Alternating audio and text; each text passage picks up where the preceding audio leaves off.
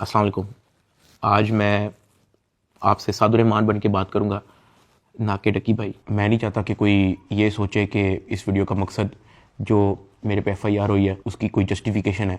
I am simply here to apologise. मेरे किसी भी कंटेंट से अगर आज तक कोई भी नेगेटिवली इम्पैक्ट हुआ है, मैं उस चीज़ के लिए माफ़ी मांगता हूँ। मेरी हमेशा से सिर्फ यही इंटेंशन रही है कि मैं लोगों को एंटरटेन करता रहूँ और कुछ ना कुछ जो है वो मैं नया लाता रहूँ। लेकिन मेरे अनजाने ना अनजाने में अगर मेरे से कोई कंटेंट कभी ऐसा पोस्ट हुआ है जिससे कुछ नेगेटिवली इम्पैक्ट हुआ है, या कोई प्रमोशन ऐसी हुई है जिससे कोई नेगेटिवली इम्पैक्ट हुआ है, मैं उस चीज़ के लिए पूरे कौम से माफ़ी मांगता हूँ। Let the court handle. मैं लीगली इस मैटर को एंड तक देखूँगा। मैं कोर्ट्स के साथ पूरी तरह कोऑपरेट करने को रेडी हूँ और कर रहा हूँ। मैं इदारे के साथ पूरी तरह कोऑपरेट करूँगा और जो भी जज साहब मेरे केस का फ़ैसला लेंगे मैं वो कबूल करूँगा। मेरा और मेरी फैमिली का जो 3.5 माह का एक्सपीरियंस है, मैं सिर्फ वो बताने आया हूँ। 16 अगस्त 2025 को जब मैं सो के उठता हूँ तो मैं बड़ा एक्साइटेड होता हूँ, क्योंकि हमने अपने दोस्त वगैरह मेहमान बुलाए होते हैं। हमने अपने घर में दावत रखी होती है। मेरे सब दोस्त आते हैं, बड़ा इंजॉय करते हैं, हम खाना शाना खाते हैं, गपशप लगाते हैं। मेहमान चले जाते हैं, उसके बाद मैं और रूब पैकिंग में लग जाते हैं, क्योंकि हमें मलेशियन गवर्नमेंट का एक इवेंट है, उधर से इनवाइट आया होता है कि डकी भाई आप आए, हमारे लिए कुछ वीडियोस वगैरह बनाए। पूरे पाकिस्तान से उन्होंने एक मेल और एक फ़ीमेल को चुना है, जिसके अंदर मेल में उन्होंने मुझे चुना है। बाकी कंट्रीज़ से भी उन्होंने एक मेल एक फ़ीमेल इनवाइट किए हुए थे और मैं बड़ा एक्साइटेड था कि पूरे पाकिस्तान के अंदर से उन्होंने एक बंदा चूज़ करना है और उन्होंने मुझे चुना। मैं बड़ा ऑनर फील कर रहा। हमने बड़ी जल्दबाजी में पैकिंग की, क्योंकि मेहमान आए होते हैं, हमें टाइम नहीं मिलता और मुझे नहीं पता था कि जब हम पैकिंग करके अपने घर से निकलेंगे तो मेरी ज़िंदगी का सबसे मुश्किल वक्त शुरू हो जाएगा। मेरे वहमो गुमान में भी नहीं था कि मेरे साथ क्या होने जा रहा है। हम जब पैकिंग करके सामान गाड़ी में रखते हैं, गाड़ी हमारी एयरपोर्ट की तरफ चल पड़ती है। एयरपोर्ट पहुंचते हैं, हम सामान अपना अनलोड करते हैं। रात के 9 बजे के करीब हमारी फ्लाइट होती है। हम काउंटर पे जाते हैं और हमें अपना बोर्डिंग पास मिल जाता है। उसके बाद जहाँ पे इमिग्रेशन होनी होती है, जहाँ पे आपके पासपोर्ट पे एग्जिट स्टैंप लगती है, हम जब वहाँ पे पहुँचते हैं तो वो मेरे से पूछते हैं कि आप पे कोई FIR तो नहीं है। मैंने कहा नहीं। कहता आपका साइबर क्राइम में कोई इशू है क्या? मैंने कहा नहीं। कहते आप हमारे साथ आ जाएं। मैं और अरूब एक दूसरे की तरफ देखते हैं कि ये क्या हो गया। हम किसी को ऑन टाइम ज़्यादा इन्फॉर्म ही नहीं कर पाते हैं। मैंने ज़िया को सिर्फ मैसेज कर दिया है कि ये इस तरह से इशू हो गया है, तो शायद हम फ्लाई ना कर पाएं, तो आप प्लीज़ गाड़ी जो है वो एयरपोर्ट ले आओ और हमें यहाँ से पिक कर लो। हमें लगा कि शायद हमें बस सिर्फ फ्लाई नहीं करने देंगे और हम घर जा सकेंगे। 5-10 मिनट के बाद इमिग्रेशन वाले हमसे हमारे मोबाइल ले लेते हैं, कहते हैं कि इसको एयरप्लेन मोड पर लगा दें और अरूब की तरफ वो इशारा करते हैं कि अगर आप जाना चाह रही हैं मलेशिया तो आप जा सकती हैं। अरूब ने कहा नहीं, अगर साथ मेरे साथ जा रहा है तो मैं चले जाती हूँ, वरना मैं इधर ही ठीक हूँ। शायद ये मेरी गलती ही, मुझे उसको जाने देना चाहिए था, क्योंकि उसके बाद जिस चीज़ से मेरी फैमिली ने गो थ्रू किया है, मैंने यही रिग्रेट किया कि मुझे अरूब को मलेशिया भेज देना चाहिए था। इमिग्रेशन वाले हमें एक रूम में बैठाए थे। मैं और अरूब बस आपस में गपशप लगा रहे होते हैं कि कोई नहीं कल चले जाएंगे, कोई नहीं दोबारा टिकट करा के परसों चले जाएंगे, इवेंट भी 2 दिन के बाद है, कल चले जाएंगे। हम आपस में यही डिस्कस कर रहे थे। बिल्कुल मेरे अंदर इतना सा भी वहम गुमान नहीं था कि असल में इशू क्या है। 1 घंटे के बाद इमिग्रेशन वाले आते हैं, वो कहते हैं कि आ जाए हमारे साथ। एयरपोर्ट के बाहर NCCI की टीम आई होती है, मुझे वो हथकड़ी लगाते हैं, मेरी गाड़ी में बैठा देते हैं। अरूब कहती है कि मैंने भी साथ आना है। मैंने इसको कहा नहीं, तुम घर चली जाओ, मुझे नहीं पता क्या सीन है, मैं हैंडल कर लूँ। वो गाड़ी भी चल पड़ी थी, गाड़ी सीधा चलेगी NCCI ऑफिस गुलबर्ग। इस वक्त यूट्यूबर डकी भाई की गिरफ्तारी का हर तरफ चर्चा है। डकी भाई को लाहौर एयरपोर्ट पर उस वक्त गिरफ्तार किया गया जब अब इन्होंने मुल्क जा रहा था। NCCI लाहौर ने मारूफ यूट्यूबर सादुर्रहमान उर्फ डकी भाई के खिलाफ मुख्तलिफ इल्जाम के तहत मुकदमा दर्ज कर लिया। साइबर क्राइम एजेंसी ने यूट्यूबर साद उर्फ डकी भाई के खिलाफ मुकदमा दर्ज कर लिया है। मशहूर यूट्यूबर डकी भाई कल रात से गिरफ्तार है। पाकिस्तान के सबसे मशहूर यूट्यूबर डकी भाई एक बार फिर बड़ी मुश्किल में फंस गए हैं। मुल्जिम को गुज़श्ता रात लाहौर एयरपोर्ट से गिरफ्तार किया गया था। यूट्यूबर डकी भाई बड़ी मुश्किल में, हुक्म जारी, मदाहों के लिए बुरी खबर। डकी भाई डकी भाई डकी भाई डकी भाई डकी भाई डकी भाई डकी भाई। रात के तकरीबन 11 बजे हम NCCI ऑफिस पहुंच जाते हैं। हथकड़ी मुझे लगी हुई थी, मुझे ऊपर एक रूम में लेके गए। जब मैं NCCI के ऑफिस पहुंचता हूं तो वहां पे 6-7 ऑफिसर्स बैठे होते हैं। मेरी हथकड़ी वो खोल देते हैं, मुझे कुर्सी पे बिठा देते हैं और मेरी इंटेरोगेशन शुरू हो जाती है। वहां पे मेरे से क्वेश्चन करते हैं एप्लीकेशंस के प्रमोशन के बारे में। वहां पे मुझे पहली बार आइडिया होता है कि मेरा इस इशू पे मुझे एयरपोर्ट पे रोका गया। खैर मेरे से वो जो सवाल करते गए मैं उनको बताता गया। मेरे पास 3 मोबाइल थे, मैंने तीनों मोबाइल के पासवर्ड उनको दिए। उन्होंने मेरे से मेरे जीमेल अकाउंट के पासवर्ड पूछे, मैंने वो भी उनको ऑन द स्पॉट दिए। उन्होंने मेरे से मेरे लैपटॉप का पासवर्ड पूछा, मैंने उनको ऑन द स्पॉट दिया। ऐसा भी नहीं कि मैंने उनको कोई बहाना लगाया हो कि मैं पासवर्ड भूल गया हूँ, because I had nothing to hide. मैं इदारे के साथ कोऑपरेट करना चाहता हूँ। मैं ये नहीं चाहता कि इदारा ये सोचे कि मैं कुछ छुपा रहा हूँ। मेरा 23 दिन का रिमांड लिया गया। वो सारी इन्वेस्टिगेशन मैंने पहले 23 मिनट के अंदर दे दी थी। कई घंटे गुजर जाते हैं और तमाम ऑफिसर्स मेरी इंक्वायरी लेके चले जाते हैं, सिवाय एक के, जो मेरे इन्वेस्टिगेशन ऑफिसर्स थे, असिस्टेंट डायरेक्टर शुएब रियाज साहब। मेरे आईओ के अलावा जब तमाम ऑफिसर्स चले जाते हैं तो एक प्राइवेट बंदा बाहर से अंदर आता है। तो आईओ मुझे कहता है कि तुझे पता है कि तेरे पे एफआईआर होने वाली है। मैंने कहा यार मुझे थोड़ा सा एक्सप्लेन कर दें कि मेरे पे केस क्या है और क्या एफआईआर है और मैंने किया क्या है। तो जो प्राइवेट बंदा जो बाद में आया था ना, वो कहता कि यार तेरे बहुत बड़े मामला आते हैं, तेरा बहुत बड़ा मैटर है, तेरे पीछे ISI है, तेरे पीछे MI है, तेरे पीछे क्या क्या एजेंसी है। कहता तुझे पता ही नहीं है कि तूने क्या किया। तो वो मेरे पे ये इंप्रेशन डाला कि हर इदारा जो है वो मेरे पीछे पड़ गया। साथ ही कहता कि लेकिन अगर आप हमारे साथ कोऑपरेट करेंगे तो हम आपके साथ कोऑपरेट करेंगे। मेरा तो काम ही कोई नहीं है। मैं सुबह उठता हूँ, फैमिली को टाइम दिया, बेगम को टाइम दिया, एक आधे दोस्त को टाइम दिया, जाके व्लॉग वगैरह बना लिया, घर आए, सो गए, दैट्स इट। इसके अलावा मेरी लाइफ में कुछ है ही। मेरे माइंड में 100 सवाल आना शुरू हो गए, लेकिन मेरे पास जवाब किसी का नहीं था। फिर उन्होंने मेरे पे FIR दे दी, मुझे हवालात में बंद कर दिया। मैंने जिंदगी में कभी हवालात नहीं देखी थी। उस रात मैं नहीं सोया, मैं जागता रहा, रोशनी होगी। हवालात में सिर्फ एक ही लड़का था, मैंने उससे भी कोई ज्यादा बातचीत नहीं की। सुबह 10-11 बजे के करीब एक बंदा आया, उन्होंने मुझे हथकड़ी लगाई और मुझे कोर्ट ले गए कि आपको जज साहब के सामने पेश करना है। मेरी फैमिली में से किसी भी बंदे ने आज तक कोई कोर्ट, कोई कचहरी, कोई पुलिस स्टेशन, कोई हवालात, कोई थाने, उनमें से किसी चीज का उनको नहीं था पता। जज साहब ने 2 दिन का रिमांड दे दिया। मुझे तो रिमांड का मतलब ही नहीं था पता। मुझे हथकड़ी लगा के फिर से NCCI ऑफिस ले जाते हैं और मुझे हवालात में बंद कर देते हैं। उससे नेक्स्ट डे की बात है, मेरी इन्वेस्टिगेशन चल रही होती है। Additional director NCCI Sarfaraz Chaudhary साहब वो अचानक कमरे में आते हैं, मेरी तरफ देखते हैं, कहते हैं कि ए मुंडाई। आईओ कहते हैं हाँ जी। कहते हैं इसको लेके आओ मेरे पास। आईओ हथकड़ी पकड़ता है, मेरे हाथ पे लगाता है और कहता चल। मुझे जब हथकड़ी लगा के एडिशनल डायरेक्टर रूम में लेके जाते हैं तो वहां पे 5 ऑफिसर्स बैठे होते हैं। एडिशनल डायरेक्टर सरफराज चौधरी साहब मेरे से पूछते हैं कि तुम कौन से एप्लीकेशन के कंट्री हेड हो। मैंने कहा कि सर मैं किसी एप्लीकेशन का कोई कंट्री हेड नहीं हूँ। वो अपनी कुर्सी से अचानक उठता है, कहता तेरी माँ किधर से आता है पैसा तेरे पास। मैंने कहा सर मैं यूट्यूबर हूँ, मेरे 8 मिलियन सब्सक्राइबर हैं, उधर एडसेंस अभी मैं बात कर ही रहा होता हूँ। कहता है कि तुम मेरे वतन अजीज के बच्चों को खराब कर रहे हो, क्या करता है तुम्हारा बाप। मैंने कहा जी यूनिवर्सिटी के अंदर प्रोफेसर है। तो कहता तुम इतने क्यों हो। मैं चुप रहता हूँ। वो चीख के बोलते, कहता बोल। मैंने कहा जी सर मैं सिर्फ वीडियोस बनाता हूँ, मैं यूट्यूबर हूँ। माँ बहन की गालियां वो देता रहता है। उसने मेरे मुंह पे बहुत जोर का थप्पड़ लगाया। मैं बिल्कुल चुप होकर ऐसे मुंह नीचे करके खड़ा हो गया। तो कहता मुंह ते कर, मुंह ते कर। अभी मैंने मुंह पर किया नहीं था। वो जोर से चीख के कहता मुंह ते कर। अभी मैंने वो मुंह पर किया ही था, उसने मुझे दूसरा थप्पड़ लगाया। मैं वहां पे बड़ा हेल्पलेस फील कर रहा कि यार मेरे से ऐसा क्या हो गया। मैं भी ये सोच ही रहा था, उसने मुझे तीसरा थप्पड़ लगाया। मुझे माँ बहन की गालियां दी जा रहा है। मैं अपना मुंह नीचे करके खड़ा हुआ हूँ तो मेरे थप्पड़ इधर लगता है, फिर वो कहता था मुंह पर कर, फिर मेरा थप्पड़ इधर लगता है। वो मारी गया जब तक उसका दिल नहीं भरा। मैंने तो गिने भी नहीं है कि उसने मुझे थप्पड़ कितने मारे हैं। फिर वो मुझे कहता कि अपनी टांगे बैंड कर। मैंने अपनी टांगे बैंड कर ली। कहता हाथ ऊपर कर। मैंने अपना हाथ ऊपर कर ली। वो घर में एक वीडियो कॉल लगाता है जो एक बच्चा रिसीव करता है जिसकी एस्टिमेटेड तकरीबन एज होगी 7 साल। एक हाथ में सिगरेट होती है। वो उस बच्चे से पूछता है कि डकी भाई को जानते हो। वो बच्चा कहता है जी। वो बैक कैमरा ऑन करता है, मेरे हाथ खड़े होते हैं, टांगे बैंड होती हैं। वो कैमरे से दिखाता है उस बच्चे को कि कौन है ये। कहता है डकी भाई। तो कहता कि तुम इसके प्रोग्राम देखते हो। कहता जी। वो पीछे जो प्राइवेट मुलाजिम खड़ा होता है जो बहुत जोर का पीछे थप्पड़ मारता है। सरफराज चौधरी साहब उस 7 साल के बच्चे को कहते हैं ये देखो इसके साथ क्या हो रहा है, आप देखोगे तुम इसका प्रोग्राम। कहता नहीं, चलो फटाफट इसको गालियां दो। बच्चा कहता है कि सरफराज चौधरी साहब कहते हैं और का बच्चा। सरफराज चौधरी साहब कहते हैं और का बच्चा। थप्पड़ वो मारी जा रहा होता है पीछे। वो वीडियो कॉल पे उस बच्चे को दिखा रहा होता है कि ये तुम इसके प्रोग्राम देखते हो और ये मैं क्या बताऊं यार। खैर मैं तब बड़ा हेल्पलेस होता हूँ। मैं समझ नहीं आती कि मैं क्या करूं और किस तरह इससे निकलूं। मैंने क्या किया ऐसा। खैर वो सरफराज चौधरी कहता है कि इसको ले जाओ, इसकी तरीके से तफ्तीश करो।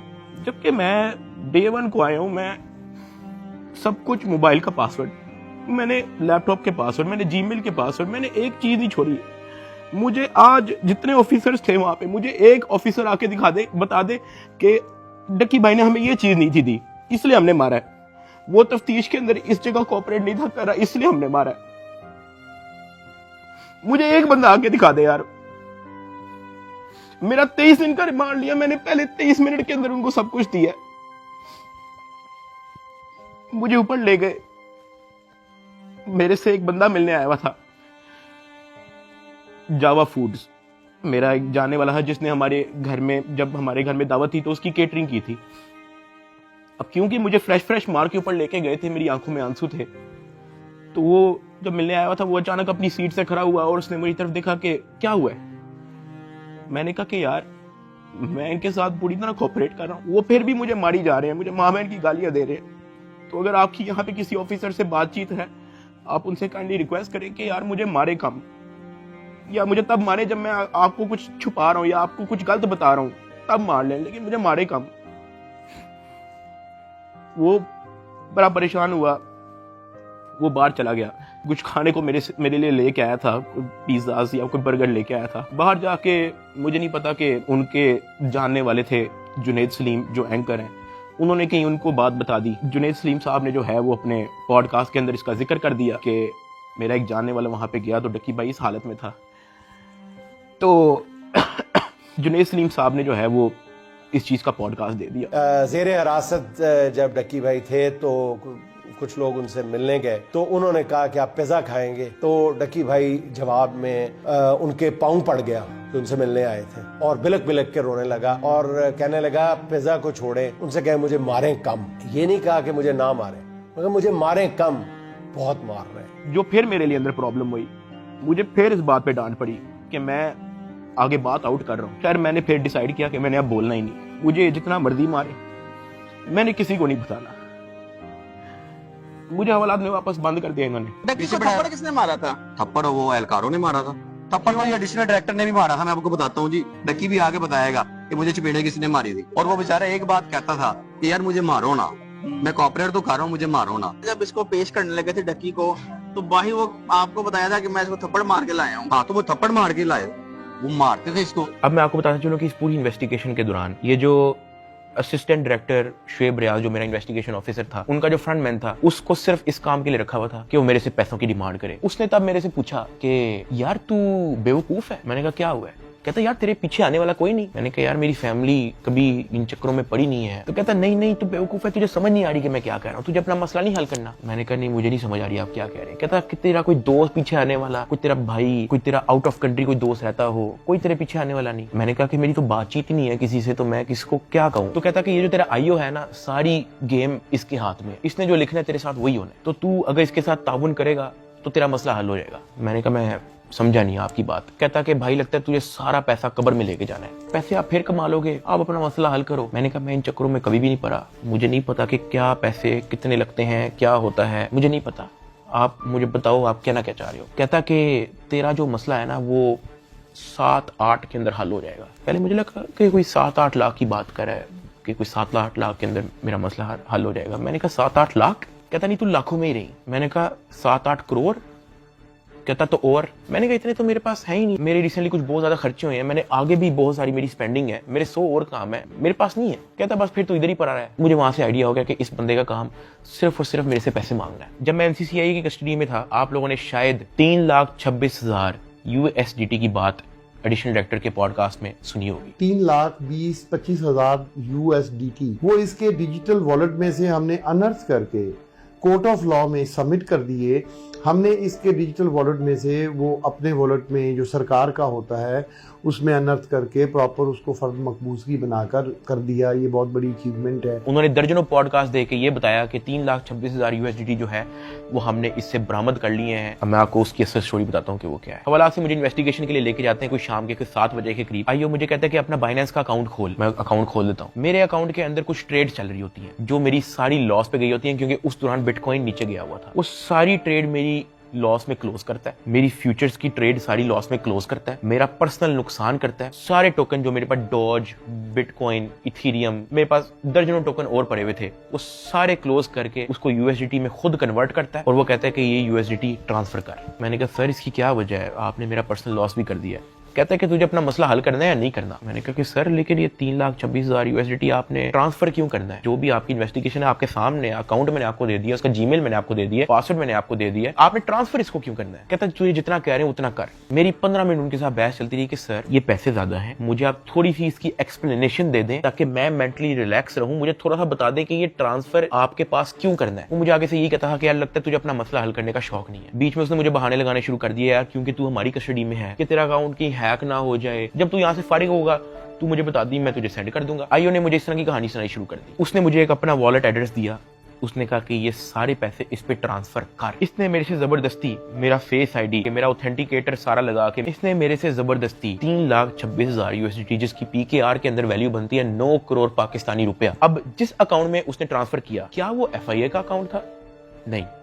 क्या वो NCCIA का अकाउंट था? नहीं। क्या वो पंजाब हुकूमत, सिंध हुकूमत या किसी KP की हुकूमत या किसी भी गवर्नमेंट के इदारे की हुकूमत का अकाउंट था? नहीं। क्या वो NAB का अकाउंट था? नहीं। क्या वो स्टेट बैंक का अकाउंट था? नहीं। क्या वो कोई ऐसा अकाउंट था जो कोर्ट की तरफ से जिसकी अप्रूवल मिली हो? नहीं। वो मेरे IO असिस्टेंट डायरेक्टर शुएब रियाज साहब का अपना पर्सनल अकाउंट था, जिसके अंदर इन्होंने मेरे 9 करोड़ रुपया एस्टिमेटेड ट्रांसफर किए। ट्रांसफर करने के बाद उन्होंने वापस मुझे हवालात में बंद कर दिया। कोई रिसीविंग नहीं दी, मुझे उसकी कोई रीजनिंग नहीं दी, कोई सबूत ही नहीं है इस चीज का कि इन्होंने अपने पास ट्रांसफर किया। 8 बज जाता है, 9 बज जाता है, 10 बज जाता है, 11 बज जाता है, मेरे से सोया नहीं जाता। एक ऑफिसर एक मुलजिम को छोड़ने आते हैं हवालात, मैं फटाफट उठ के उससे पूछता हूँ, मैंने कहा सर आपके इस NCCIA इदारे के अंदर जब कोई क्रिप्टो का कोई रोला चलता है, कोई USDT का कोई रोला चलता है, तो उस पे क्या होता है? क्या उसको ट्रांसफर कर लिया जाता है? कहता मैंने कभी ऐसा सुना तो नहीं है। कहता क्यों, क्या हुआ है? मैंने उसको बताया, मैंने कहा IO ने मेरे 9 करोड़ रुपया USDT ट्रांसफर कर लिया अपने पास। कहता अच्छा, तो उसने आपको कोई रिसीविंग दी है? मैंने कहा नहीं। कहता ऐसा होता तो नहीं है वैसे, लेकिन अगर आप कहते हो तो मैं किसी से पूछ लूं? मैंने कहा जी पूछ ले, मैं बड़ा टेंशन में हुआ। उस पूरी रात मैं नहीं सोया। अगले दिन सुबह के कोई 10-11 बजे के करीब एक बंदा आता है, मुझे लेके जाता है ऊपर ऑफिस में, मुझे इतनी जोर का वो थप्पड़ लगाता है, मेरे ख्याल से मेरे पूरे 3 महीने के अंदर सबसे ज्यादा जोर का थप्पड़ वो वाला थप्पड़ था जिसकी मैं अभी बात कर रहा हूँ। क्योंकि वो मुझे बता के नहीं लगाया जाता, वो मेरे पीछे से लगाया जाता है, मेरे सर पे इतना बड़ा उस बंदे का हाथ होता है, मुझे इतनी जोर का थप्पड़ लगाते हैं, मेरे यहाँ से मेरे ज़हन का मवाद, अंतरियां सारी मेरी आंखों से बाहर निकलने को करी। मैं इवन एक पॉइंट पे मेरा विजन ब्लरी हो गया, मेरा विजन काला हो गया, मैं बेहोश होने वाला, इतनी जोर का वो थप्पड़ था। उसने कहा कि हर चीज बतानी जरूरी होती है। मैंने कहा कि सर मेरे 9 करोड़ रुपया आप ट्रांसफर कर लो, मुझे उसकी कोई रीजनिंग ना दो, मुझे उसकी कोई रिसीविंग ना दो, मैं अपना मुंह कैसे बंद रख लूं? इतनी सी बात में मुझे फिर से एक और थप्पड़ लगाया। मुझे IO के पास ले गया। IO कहता कि यार तुझे अपना मसला हल करने का शौक नहीं है। एडिशनल साहब बहुत नाराज है। मैंने कहा सर आपने 9 करोड़ रुपया मेरा ले लिया है, अभी मैं बात कर ही रहा था तो उसने इशारा किया कि इसको बंद कर दो। अब मुझे बंद कर दिया वापस हवालात में। कुछ टाइम के बाद जब मुझे फिर से इन्वेस्टिगेशन के लिए लेके गए तो ये जो मेरी 9 करोड़ रुपया जो इन्होंने ट्रांसफर किया था 3,26,000 USDT, ये बात पूरे डिपार्टमेंट के अंदर फैल चुकी थी। हर प्राइवेट मुलाजिम को पता था, हर ऑफिसर को पता था, हर IO को पता था, डिपार्टमेंट में हर एक बंदे को पता लग गया था कि ये इतनी बड़ी अमाउंट जो है वो शुएब रियाज IO के अकाउंट में ट्रांसफर हुई है। IO ने सोचा इसने बात आउट कर दी है, सबको पता लग गया है। इन्होंने फटाफट क्या किया, उसकी रिकवरी डाल के कोर्ट में पेश कर दिया कि ये देखो हमने ये पैसे बरामद किए हैं इससे, जबकि उन्होंने बरामद की इंटेंशन से वो ट्रांसफर अपने पास नहीं किए थे। इनकी ये इंटेंशन थी कि पैसा हम अपने पास ट्रांसफर कर लेते हैं, फिर इसमें से कोई इसको 20-30% वापस देके इससे डील करेंगे, ये इनकी शुरू की इंटेंशन थी। लेकिन मैंने डिपार्टमेंट में बात आउट कर दी, मैंने मार खा ली इसके बदले। मैंने कहा मुझे मारो जितना मारना है। डिपार्टमेंट में बात आउट कर दी, ये लोग घबरा गए, इन्होंने फटाफट कोर्ट में रिकवरी डाल दी, जिसकी वजह से मजबूरन एडिशनल डायरेक्टर सरफराज चौधरी साहब को दर्जनों पॉडकास्ट मजीद देने पड़े कि 3,26,000 हमने इस बंदे से बरामद कर लिया है, जबकि वो बरामदी की नीयत से ट्रांसफर नहीं किया गया। हाँ वो तो मैंने डिपार्टमेंट में बात आउट कर दी, तो फिर आपको स्टोरी बनानी पड़ी इसकी। 3,20,25,000 USDT कोर्ट ऑफ लॉ में सबमिट कर दिए। जब मुझे इन्वेस्टिगेशन के लिए फिर से लेके गए तो वहां पे एक और बंदा आया था अपने काम से, मैं आप लोगों को उसका नाम तो नहीं बता सकता, लेकिन हम लोग उसका नाम रख लेते हैं बिग ब्रदर। ये बिग ब्रदर जो है आपने वीडियो के एंड तक याद रखना है। वो अपने किसी काम से आया था, उसने मुझे देखा, उसने मेरे से पूछा कि यार डक्की तेरे पे केस क्या है? मैंने कहा एप्लीकेशन प्रमोशन का केस है। तो कहता कि तेरा मैटर कहाँ तक पहुंचा है? मैंने कहा कि मैं तो पूरी तरह ताउन कर रहा हूँ, मैं तो सब कुछ इनको दे चुका हूँ, मुझे नहीं पता कि इनको अब मेरे से और क्या चाहिए, लेकिन मैं तो पूरी तरह इनके साथ कोऑपरेट कर रहा हूँ। तो कहता अच्छा। उसने सर हिलाया और कहता कि क्या ये लोग तेरे से कोई पैसे भी मांग रहे हैं? अब क्योंकि मैं उस बंदे को पहली बार मिला हूं, मैं नहीं जानता कि वो कौन है, मैंने उसको कहा कि नहीं मेरे से कोई पैसे नहीं मांग रहा। उसने ऐसे सर हिलाया, कहता अच्छा चल ठीक है, अच्छा लगा तेरे से मिलके। वो अपने कामों में लग गया। खैर मेरी इन्वेस्टिगेशन के बाद उन्होंने फिर से मुझे जेल में हवालात में बंद कर दिया। इन्होंने अपनी पूरी कोशिश की कि हम इससे पैसे लें, हम इससे पैसे का पूछें। जब इनको आइडिया हुआ कि मैं इनको किसी भी तरह से एंटरटेन नहीं कर रहा, इन्होंने बहाने से मेरी फैमिली को बुला लिया। अरूब और मेरी अम्मा, उनको ये कह के बुलाया गया कि मेरी उनके साथ मुलाकात है। मुझे जब हवालात से ऊपर लेके गए तो अरूब बैठी हुई थी और उसकी इंटेरोगेशन हो रही थी। उसका मोबाइल जो है वो इन्वेस्टिगेशन ऑफिसर के हाथ में था। तो मैंने इन्वेस्टिगेशन ऑफिसर शुएब रियाज साहब से पूछा कि ये आपने इनका मोबाइल क्यों लिया? तो कहता कि इन पे भी FIR होगी। तो अरूब घबरा गई। उसने कहा मेरे पे FIR क्यों होगी? उसने कहा कि आपने तो हमें साथ से मिलने के लिए बुलाया है, मुझे और मामा को के साथ से मुलाकात हो जाएगी। तो कहता कि नहीं, FIR हो ना हो, ये जो आपके शोहर की FIR है इसी में बड़ी जगह है, हम आपको इसी में नामजद करेंगे। अरूब घबरा गई। मैंने अरूब की तरफ देखा, मैंने अरूब की तरफ इशारा किया कि मैंने कहा बस बिल्कुल चुप होके बैठ जाओ, बस ये वक्त गुजारो, बस इस वक्त हम कुछ नहीं कर सकते। खैर वो अरूब से कुछ क्वेश्चन उन्होंने पूछने शुरू कर दिए। मैंने यही कोशिश की कि मैं जल्दी से जल्दी अरूब को वापस भेज दूं घर। उसका मोबाइल वापस मिले ना मिले डजंट मैटर, वो घर जाए। आईओ ने अरूब का मोबाइल रख लिया। मैंने अरूब को कहा कि अब तुम घर जाओ और तुमने वापस नहीं आना। जब अरूब घर गई है तो उसने जब वकीलों से डिस्कस किया तो वकीलों ने कहा कोई बात नहीं, हम प्री अरेस्ट बेल करवा लेंगे। तो अरूब ने कहा ओके। अगले दिन उन्होंने जाके प्री अरेस्ट बेल करवा ली। जब उन्होंने प्री अरेस्ट बेल करवाई तो प्री अरेस्ट बेल की खबर पहुंच गई इदारे में, NCCI ऑफिस में, आईओ के पास और सरफराज चौधरी एडिशनल डायरेक्टर के पास। इन्होंने फिर से मुझे कहा कि अपनी फैमिली को मीटिंग के लिए बुलाएं। मैंने घर वालों को कॉल की क्योंकि उसकी प्री अरेस्ट बेल हो चुकी थी। मैंने कहा चलो अब इसको खतरा नहीं है और इसका मोबाइल भी उनके पास है, तो I think it's not a big deal, मैं बुला लेता हूँ। ऑफिसर्स ने जो है मेरे घर कॉल करवाई। मैंने कहा कि अम्मा वो बड़े अफसरान, एडिशनल डायरेक्टर और इन्वेस्टिगेशन ऑफिसर्स बुला रहे हैं, तो बाकी घबराएं ना, कोई इस तरह कोई नेगेटिव मीटिंग या इस तरह का कुछ नहीं है, तो आ जाए। मेरी माँ और अरूब प्री अरेस्ट बेल करवाने के बाद एडिशनल डायरेक्टर रूम में आ गए। सरफराज चौधरी साहब कहते, जतोई साहिबा आप अपने आप को क्या समझती हैं, आपने प्री अरेस्ट बेल करवा ली है? तो अरूब ने कहा जी।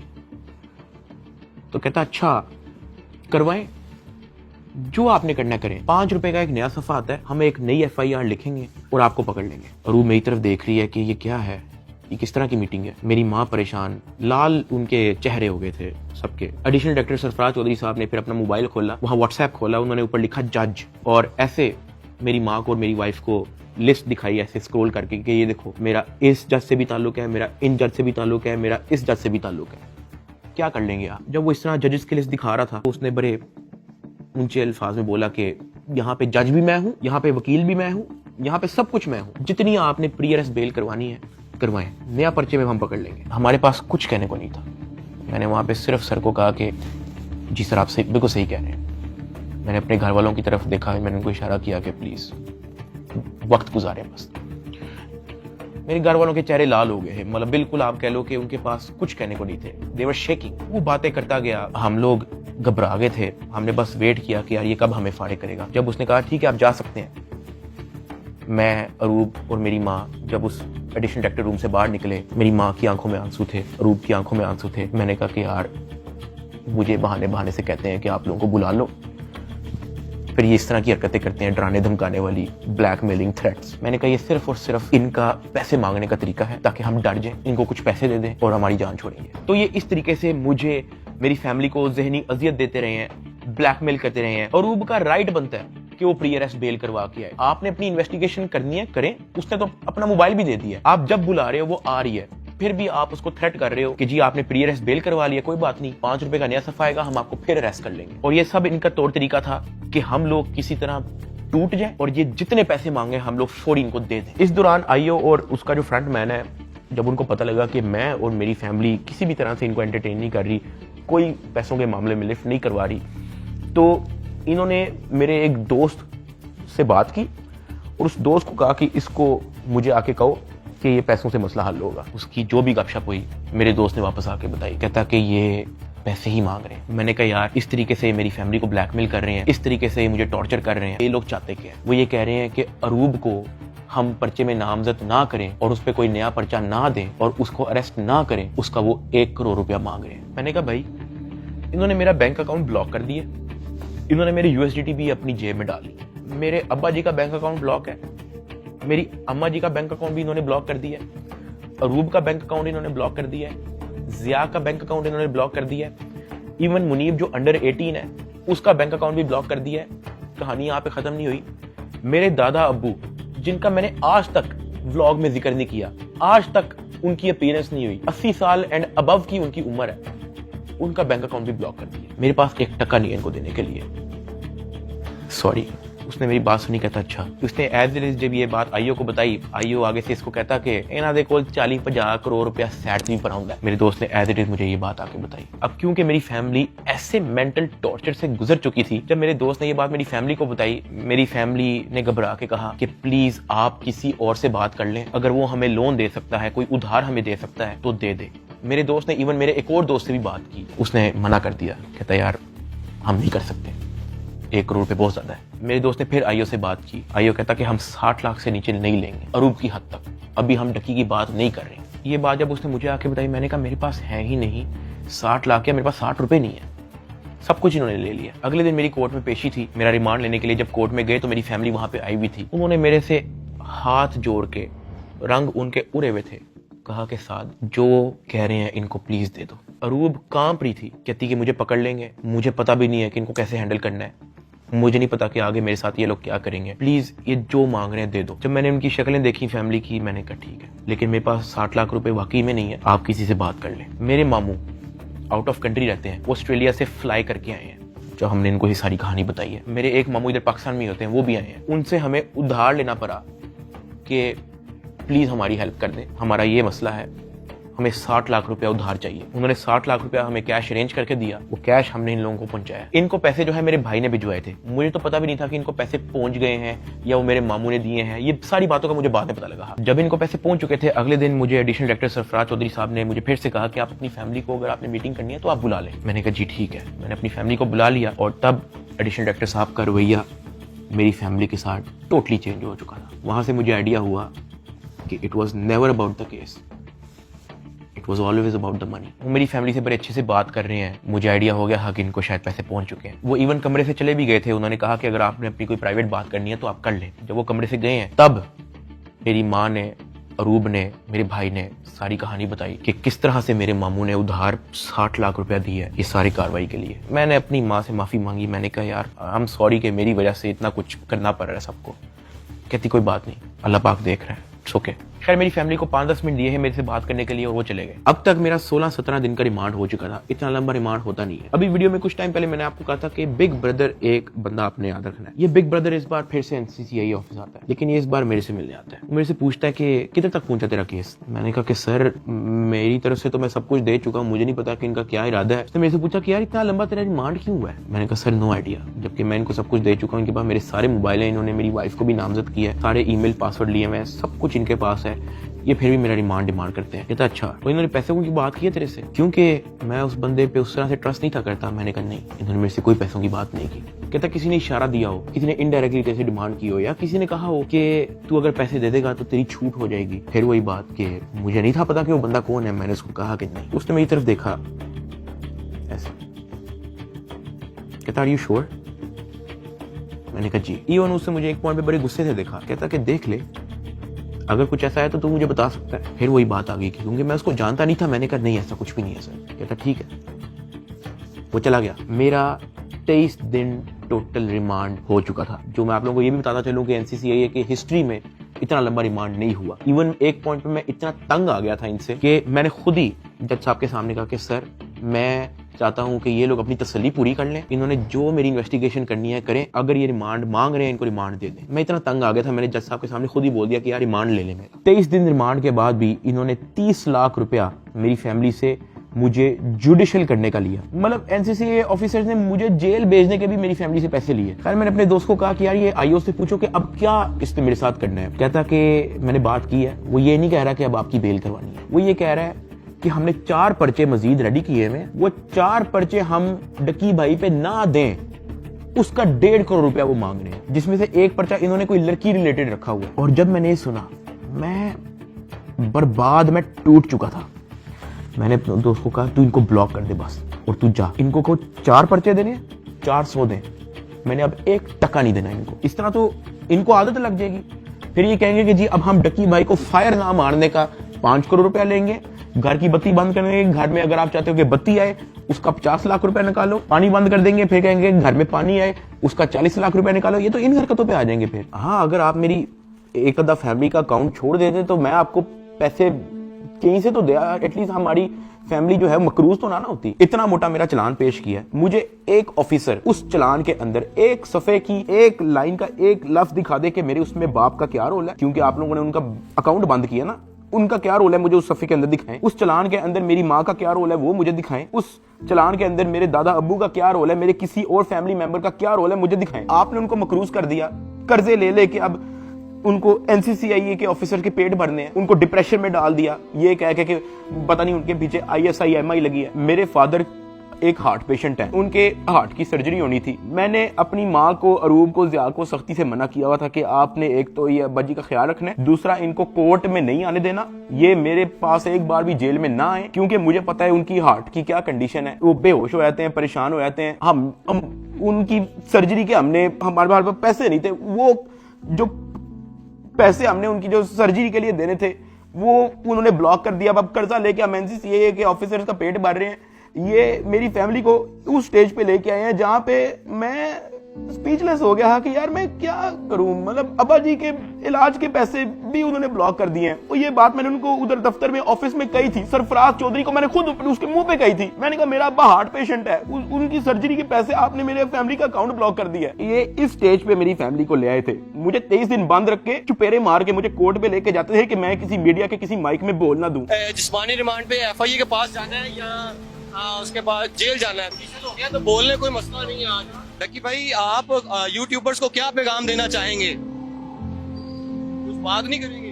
ताहम आज जो है वो बात तो नहीं करने दे रहे, लेकिन डक्की भाई को जो है वो सुबह सवेरे जो है आज अदालत में पेश किया गया है। बिल्कुल जी बात तो नहीं कर सकते डक्की भाई। इससे पहले भी हमने जब इनसे गुफ्तगू करने की कोशिश की है तो NCCI एहलकारों की जानिब से जो वो मना कर दिया गया है कि वो किसी भी किस्म से जो है वो गुफ्तगू नहीं करेंगे। डक्की भाई कुछ कहना चाहेंगे आप? डक्की भाई आप कुछ कहना चाहेंगे? भाई कुछ तो बोलिए। इन्होंने तो मना नहीं किया आपको, आप लॉयर्स ने मना किया कि भाई सारी तो आपने तहकीकात के बारे में आपने ताउन किया, उसके बावजूद क्यों ही कहा जा रहा है?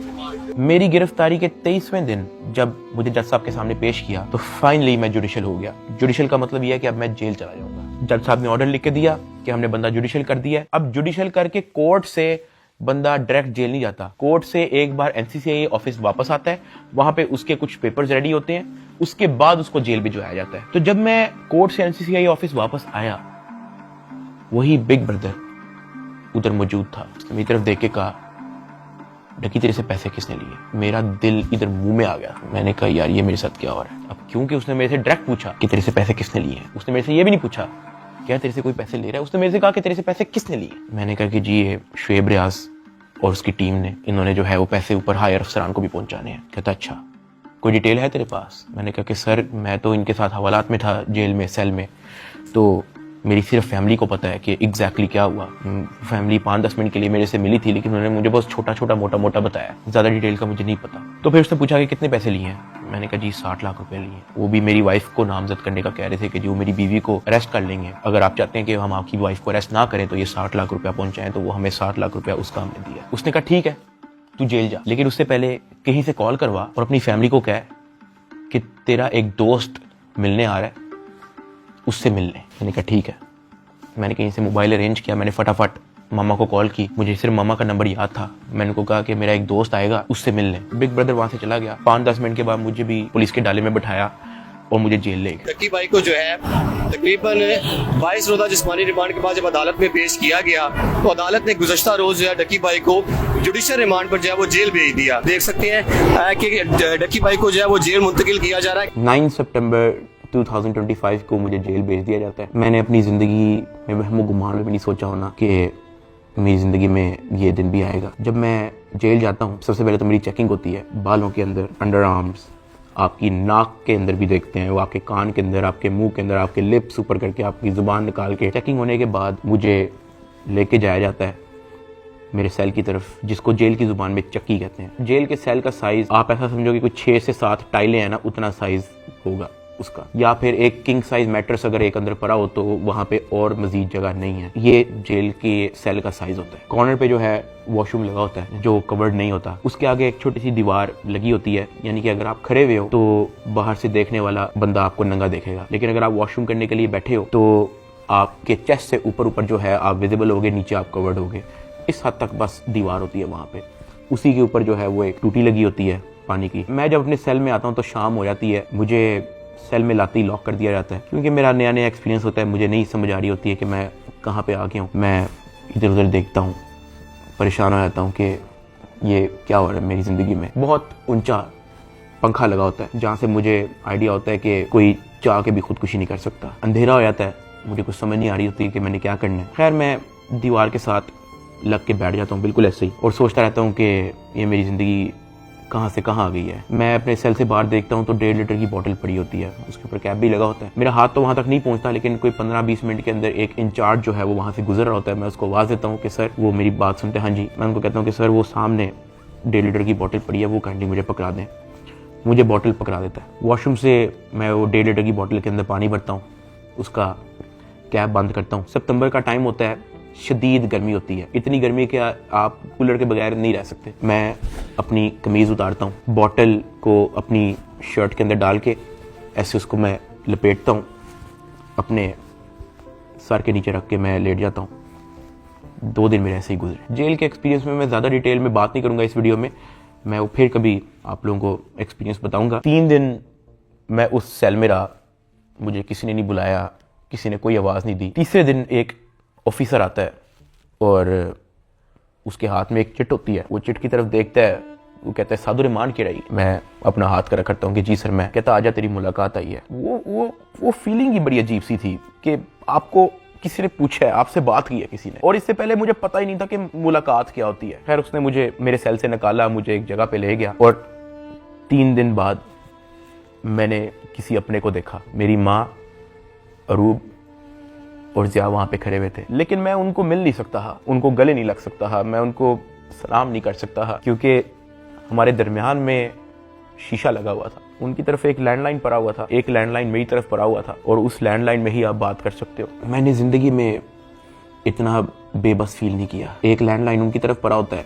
एक लैंडलाइन मेरी तरफ पड़ा होता है। एक तरफ से अरूब फ़ोन उठाती है, दूसरी तरफ से मैं फ़ोन उठाता हूँ, और वो कहती है क्या हाल है। मैंने कहा मैं ठीक हूँ। उसके आगे वो कुछ नहीं बोलती। 2 मिनट मैं भी चुप रहता हूँ, 2 मिनट वो भी चुप रहती है। अचानक कहती है कि साद ये क्या हो गया ये सब।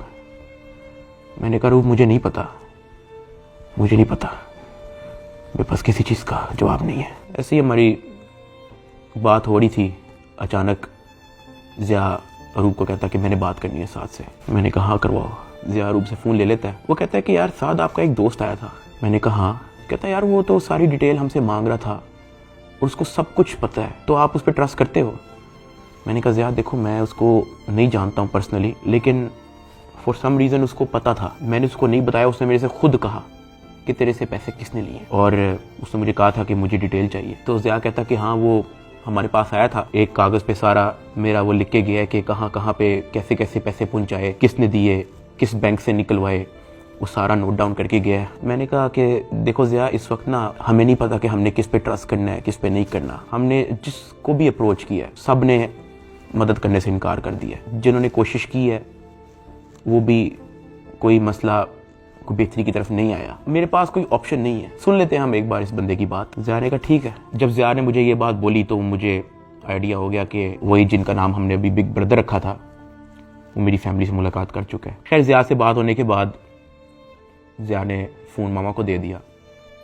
मामा भी रो पड़ी, गपशप हो रही ही। साथ उन्होंने कहा था कि ये जो आपका दोस्त आया है, कहता कि आप मेरी भी माँ है, आपको कुछ नहीं होगा, आपने अब 1 भी रुपया किसी को नहीं देना, बस जो आप लोगों ने दे दिया है उसकी मुझे डिटेल दे बस। खैर वही 15-20 मिनट होते ही हैं वो फ़ोन बंद हो जाता है। ना मुझे मामा की आवाज़ आ रही होती है, ना मेरी आवाज़ उन तक जा रही होती है। तो मुझे रियलाइज़ होता है कि मेरा वक्त ख़त्म हो गया है। वहाँ का एक इंचार्ज मुझे मेरे सेल में वापस छोड़ देता है। मैं वापस उसी जगह पे आया था। वक्त के साथ साथ जेल में अपने आप को एडजस्ट किया, मेंटली एक्सेप्ट किया कि भाई तू अभी इधर ही है। 10 दिन गुजर गए। 10 दिन के बाद एक इंचार्ज फिर से आया चिट लेके, कहता सादुर रहमान की रही।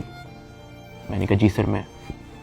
कहता आजा तेरी मुलाकात है। मुझे लगा मेरी फैमिली आई है, लेकिन जब मैं उधर पहुंचा तो वही बिग ब्रदर मेरे से मिलने आया था। खैर उसने कॉल उठाई, कहता कैसा है डकी। मैंने कहा सर मैं बिल्कुल ठीक। कहता तू अपनी फैमिली के सामने रोया क्यों था। मैं उनसे मिलने गया तो वो तेरी माँ कह रही थी कि वो रो रहा था उधर। मैंने कहा सर मैं बस थोड़ा इमोशनल हो गया उनको देख के। कहता नहीं हो, पता है जेल हो गई है तुझे तो क्या हो गया है, अंदर बैठ के घर वालों को तो नहीं ना परेशान करना, उनके सामने मुस्कुरा के जाया कर, हंसता खेलता उनके साथ शुगर लगाया कर। क्या मैं बिल्कुल ठीक हूँ, अंदर बड़ा मजा आ रहा है। मैंने कहा सर वो हो जाता है, मैं तो कोशिश करता हूँ कि मैं उनको कोई टेंशन ना दूं, लेकिन चेहरे पे बंदे के लिखा आया था। कहता खैर मैं गया उस दिन तेरे घर, माँ जी बहुत परेशान थी, मैंने उनको तसल्ली दी है, तुझे मैं सिर्फ ये बताने आया हूँ कि तू तगड़ा रहे। फिर उसने मुझे कहा कि अगर आने वाले कुछ टाइम के अंदर अगर तुझे कोई न्यूज़ तेरे रिलेटेड सुनने को मिलती है तो पैनिक नहीं होना और अंदर किसी से कोई बात शेयर नहीं करनी। कोई पूछे कहना मुझे इल्म नहीं किसी चीज़, और अपनी फैमिली को भी कह दे कि किसी चीज़ को लेके पैनिक नहीं होना। अगर कोई प्रेशराइज करने की कोशिश करे, कोई कॉल करे, कोई अप्रोच करे, जस्ट इन्फॉर्म अस। साथ मैंने उनको ये भी बताया कि जब मैं NCCI की कस्टडी में था तो वो मुझे कहते थे कि आपके पीछे MI लगी हुई है। तब उसने मुझे कहा कि जिन लोगों का नाम लेके आपसे पैसे ले रहे हैं ना, मैं उस इदारे से हूँ। फिर उसने मुझे बताया कि ये बात जब मुझे पता लगी तो हमने अपने हायर अथॉरिटीज़ को भी इन्फॉर्म किया, तो let me and my team handle it. तूने अंदर किसी से कोई बात नहीं करनी, अपनी फैमिली से ज्यादा कोई बात नहीं करनी, सिर्फ उनका हालचाल पूछ और रोना धोना बंद कर, उनके सामने शुगर लगा, हंस मुस्कुरा, कह के बड़ा मजा आ रहा है अंदर, जो बुरा वक्त था वो चला गया, अब बस तू वक्त काट। फिर मैंने उसको बोला कि सर वो जो एडिशनल डायरेक्टर सरफराज चौधरी साहब हैं वो मुझे रिमांड के दौरान कहते थे कि मैं तेरी हाई कोर्ट तक बेल रोकूंगा। तो उधर बिग ब्रदर कहता कि छोड़ दे, कुछ नहीं होगा। उसके बाद वो हुआ जो किसी ने वहमो गुमान में भी नहीं सोचा था। ये मुकदमा दर्ज करवाने वाला कोई और नहीं बल्कि डिप्टी डायरेक्टर सरफराज चौधरी है, जिसने डकी को गिरफ्तार किया और उसको दुनिया का सबसे बड़ा मुजरम बनाकर पेश किया। इस डायरेक्टर को आज सस्पेंड कर दिया गया है। Additional director national cyber crime investigation agency Lahore हैं सरफराज चौधरी साहब, उन्हें जनाब सस्पेंड कर दिया गया है। भरपूर तैयारी है NCCI की डकी की बेल कैंसिल करवाने। डकी भाई के खिलाफ कार्रवाई करने वाले NCCI के एहलकार ऑफिसर सरफराज चौधरी साहब को मुअत्तल कर दिया गया। उसके बाद वो चीजें हुई हैं, वो चीजें हुई हैं जो मैंने अपने वहमो गुमान में भी नहीं सोचा था। मैं जब 23 दिन रिमांड में था, मैं इतना मायूस हो गया था, मैं अल्लाह पाक से भीख मांगता था कि या अल्लाह मुझे रास्ता दिखा, या अल्लाह मुझे इस झंझट से निकाल दे, या अल्लाह सब कुछ तेरे सामने है, मैं किसी जोगा नहीं, मेरी फैमिली किसी जोगे नहीं, हम फंस चुके हैं, हम गीदरों में फंसे हुए हैं, या अल्लाह मुझे यहाँ से निकाल दे। मैं हाथ जोड़ के भीख मांगता था। मैं हवालात में एक गंदे से कमरे में बैठ के मैं भीख मांगता था कि या अल्लाह तू सब देख रहा है, तेरे सामने हो रहा है सब कुछ, मेरे लिए कोई तो दरवाजा खोल, मुझे कोई रास्ता दिखा, मैं कहाँ जाऊँ। NCCI अफसरान की गिरफ्तारी पर मुकदमा यूट्यूबर डक्की भाई की अहलिया अरूब जतोई की मुद्दत में दर्ज किया गया। डक्की भाई की फैमिली से रिश्वत लेने का ये मामला, NCCI के अफसरान का जिस्मानी रिमांड मंजूर। अरूब जतोई ने दरखास्त दी है national cyber crime investigation agency के 8 अफसरों और 1 फ्रंटमैन पर। ये हो क्या रहा है? बैटिंग एप्स को रोकने वाले ही बैटिंग ऐप के जरिए पैसे मंगवा रहे हैं। मुकदमा डक्की भाई की अहलिया अरूब जतोई की मुद्दत में दर्ज किया गया। 12 लोग हिरासत में हैं FIA के। अफसर शुएब रियाद और सरफराज चौधरी, उन्होंने रिलीफ के नाम पर अरूब जतोई से रिश्वत मांगी। पर 90 लाख रुपए की रकम बतौर रिश्वत वसूल की गई। वो लोग जिनके कंधों पे निजाम की हिफाजत की जिम्मेदारी रखी गई थी, वो ही खुद इस निजाम में नकब लगाने जो तफ्तीशी थे, आज वो मुलजिम के रूप में अपने ही इदारे के सामने जवाबदेह है। 7 अफसरान ने ओहदों से इस्तीफा दे दिया। तो 90 लाख रुपए रिश्वत लेने के केस में NCCI के एडिशनल डायरेक्टर समेत 6 अफसरान का जिस्मानी रिमांड मंजूर कर लिया गया है। अरूब जतोई इस बात पर डट गई हैं कि NCCI अफसरान जिन्होंने उनसे रिश्वत ली है इनको नहीं छोड़ेंगी। जिन ऑफिसर्स ने मेरी फैमिली को मेंटल ट्रॉमा से गुजारा, जिन ऑफिसर ने मेरी फैमिली को मेंटली टॉर्चर किया, जिन ऑफिसर ने मुझे बेवजह मारा, मैं उनसे भीख मांगता गया कि यार मुझे ना मारे, मुझे फिर भी मारते गए। जिन ऑफिसर्स ने बच्चे को वीडियो कॉल करके मुझे उससे माँ बहन की गालियां दिलवाई, अगले दिन उन सब की खबर आ गई कि वो सब गिरफ्तार हो गए। और ये जो 100 दिन की कैद थी, जब मुझे किसी किस्म की कोई उम्मीद नहीं थी नजर आती, मैं कभी कभी अल्लाह पाक से कहता था कि अल्लाह तू मेरी क्यों नहीं सुन रहा। लेकिन ये सब जब मुझे खबरें सुनने को मिली तो मैंने रियलाइज किया कि अल्लाह ने मेरी तभी सुन ली थी जब बिग ब्रदर मुझे फर्स्ट टाइम NCCI ऑफिस में मिला और उसने मेरे से पूछा कि तेरे पे केस क्या है। इसमें मैं FIA एंटी करप्शन इदारे को बड़ा अप्रिशिएट करना चाहूंगा, जिन्होंने मेरी फैमिली का सारा केस सुना, मेरी फैमिली के एक मेंबर के पास जाके उन्होंने उनकी स्टोरी सारी सुनी, उनका बयान लिया, इन पे FIR लॉन्च की और ये सब कुछ हुआ। वहां से मुझे रियलाइज हुआ कि इदारे बुरे नहीं होते, कुछ लोग होते हैं जो बुरे होते हैं। और अनफॉर्चुनेटली मेरे केस के अंदर भी मुझे बुरे लोग मिले, लेकिन क्योंकि अच्छे लोग भी एग्जिस्ट करते थे, अल्लाह पाक ने उनको वसीला बनाया, उनको हमारे पास भेजा। 16 अगस्त को मैं गिरफ्तार हुआ। 100 दिन टॉर्चर, ऐसा रोलर कोस्टर जो मैंने जिंदगी में कभी भी नहीं सोचा था मैं और मेरी फैमिली ने गुजारा। 100 दिन के बाद जस्टिस शहराम सरवर, मैं उनको सल्यूट करता हूँ, उन्होंने मुझे बेल दी हाई कोर्ट से। मैं जब जेल में था, जब सबसे पहले मुझे इस चीज़ की न्यूज़ मिली कि डकी तेरी बेल हो गई है, तब जो मेरी बॉडी पे खून दौड़ा था उसके लिए मैंने 100 दिन इंतजार किया। मैं तो जम गया था, मैं खत्म हो गया था, मैं बर्बाद हो गया था। सही बताऊं तो मैं हार मान ली थी, मैं टूट चुका था।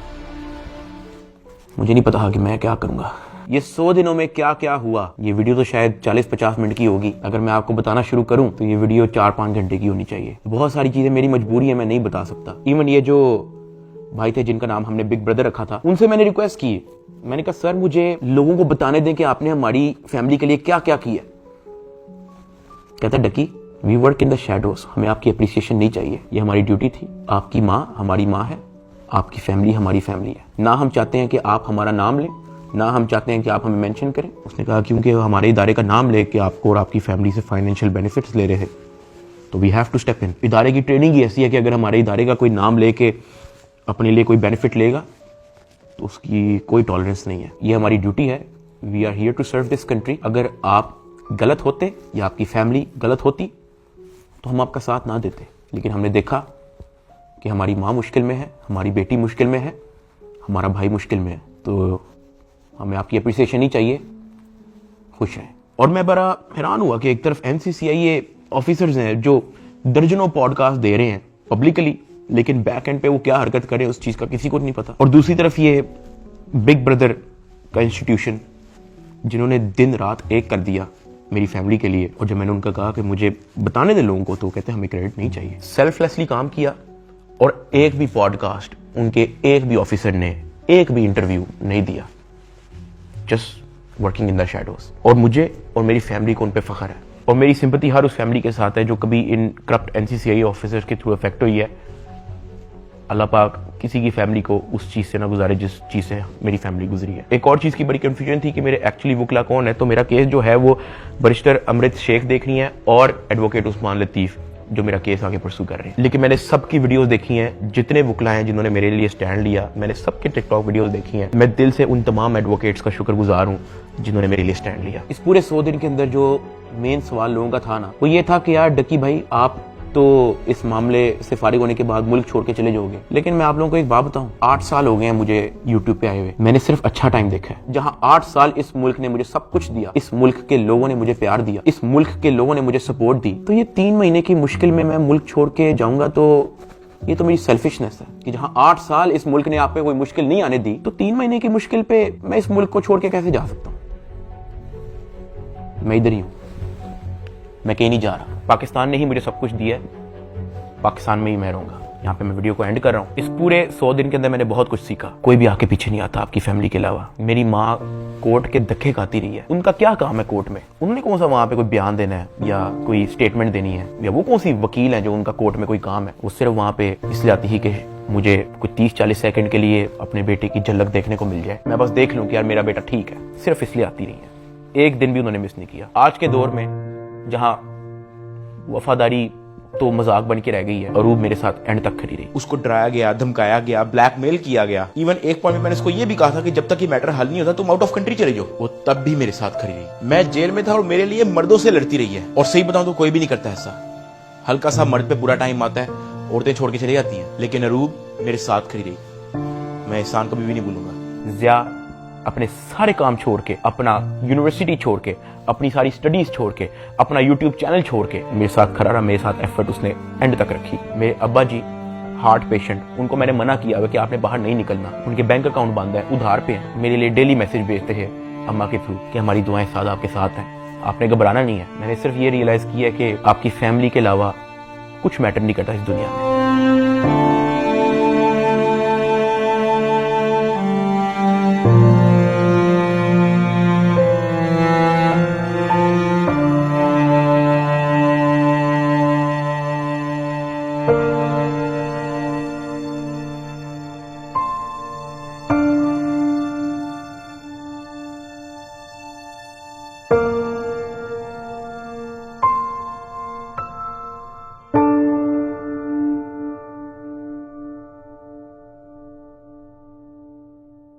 और मुझे पता है कि मैं इस वक्त स्टेज पे नहीं हूँ कि मैं किसी का नाम ले सकूँ, लेकिन I want to thank field marshal Asim Munir साहब and director general of military intelligence, जिन्होंने इतनी प्रोफेशनलिज्म दिखाई और मेरी फैमिली को इस करप्ट माफिया से निकलने में मदद की। और ये जो बिग ब्रदर जिनका मैंने जिक्र किया है, मैं तो जेल में था, मेरी फैमिली को कुछ भी नहीं पता था।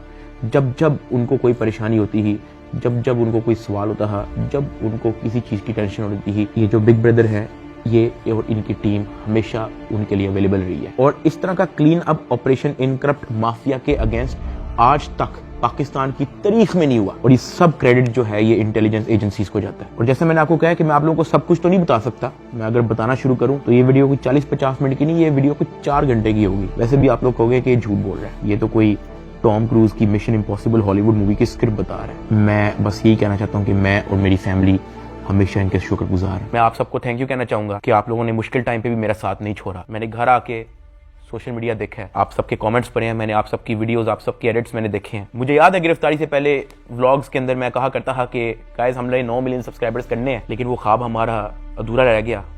मैं गिरफ्तार हो गया, मेरे पास मेरा चैनल भी नहीं था, मैं जेल में था, मुझे लगा कि सब कुछ खत्म हो गया, this is the end, Ducky भाई is no more, he is finished. अचानक एक इंचार्ज आता है, कहता है डकी भाई तेरे 9 मिलियन सब्सक्राइबर्स हो गए हैं, मुबारक हो। That is where I realised कि maybe this is not the end, maybe this is start of something else. I want to appreciate every single one of you. मैं जिंदगी भर नहीं भूलूंगा आप लोगों का एहसान। अभी इस वीडियो में मैंने आप लोगों को बोला कि यार अगर मैं सब कुछ बताना शुरू करूं तो ये वीडियो 4-5 घंटे की हो जाएगी। और साथ मैंने आप लोगों को ये भी बोला कि मैं आप लोगों को कुछ लोगों का नाम नहीं बता सकता, तो हम उनका नाम बिग ब्रदर रख देते हैं। बट लेकिन समटाइम सब कुछ जानना जरूरी भी नहीं होता। मैं बाहर आ गया हूँ, यही बहुत है। जब मैं जेल से वापस आया तो मैंने बहुत सारे लोगों की कहानियां देखी। कोई पॉडकास्ट पे कुछ कह रहा है, कोई यूट्यूबर कुछ कह रहा है, कोई टिकटॉकर कुछ कह रहा है, कोई जर्नलिस्ट कुछ कह रहा है। और मैंने उन सबको देख के बस कहा कि यार किसी को कुछ भी नहीं पता, सबकी अपनी अपनी कहानी है और सब झूठ है। असल में क्या हुआ है वो मुझे पता है। And let that be a mystery. Pakistan जिंदाबाद, पाक फौज जिंदाबाद। अल्लाह हाफिज।